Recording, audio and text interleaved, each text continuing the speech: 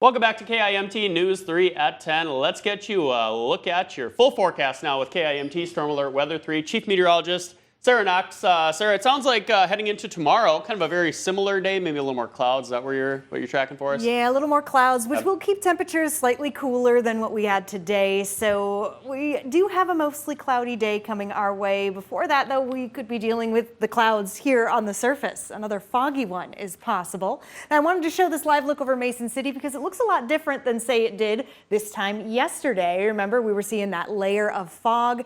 It's taken some time for temperatures to cool down over places like Mason City because we've dealt with a little bit more of the cloud cover coming into tonight. It acts like a blanket, keeps temperatures a little warmer, and even a degree difference here on the surface can basically result in no fog or some fog development. It's all about being as close to that dew point as it possibly can, at least when we're talking this type of fog. But we're not going to go into the types right now. We are talking visibility, and as you can see, slowly but surely it is moving on in from the south. Still looking at 1 to 2 miles of visibility in Osage, Charles City. And although we're not at a perfect 10 in Mason City, we're still at that 5 to 10, which is, well, better than anything below 5 to 10. And satellite and radar, it's difficult to see, but it is picking up on some cloud cover alongside a little bit of the fog that's starting to show up on the satellite. So it's something to keep in mind. Now we'll go over and check out temperatures because where we are seeing the fog, it's a little cooler. As mentioned, 34 currently in Charles City, Osage,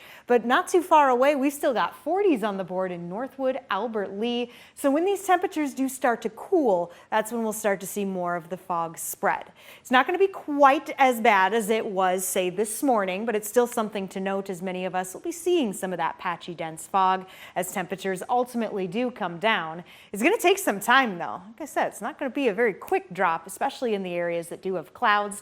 But as you can see, once those clouds do drop, temperatures will cool and the fog will start to make its way a little closer to 35, or at least the 35 corridor. So this is around 7 a.m. and it's not looking as widespread. As mentioned, it's not going to be as bad as this morning, but it's still something to note, burning off as we do get into the latter half of the morning. All right, moving over to Futurecast, and once again, I think it's taking the clouds a little too serious here this evening. It's just difficult to tell what's going on there when it comes to clouds versus fog. Long story short, once the fog burns off as we head into the afternoon and the clouds take over, a mostly cloudy day. I did want to fast forward to show you Friday though, because that is when we start to see the chance for some of this rainfall, widespread rainfall, and yes, even the potential for severe weather. Not much has changed. We still are in a level 1 possible risk for severity. It means isolated to scattered severe storms for our Friday, particularly Friday evening as a second round of showers and storms comes our way. The threats have not changed much either. Still looking at that more of a wind and hail event with the possibility for a spin up. Not going to rule anything out this early, but once we do get to our Friday, we'll have better details even tomorrow. And then after this, a cool down before we warm right back up on Sunday. All right, Sarah, thank you very much.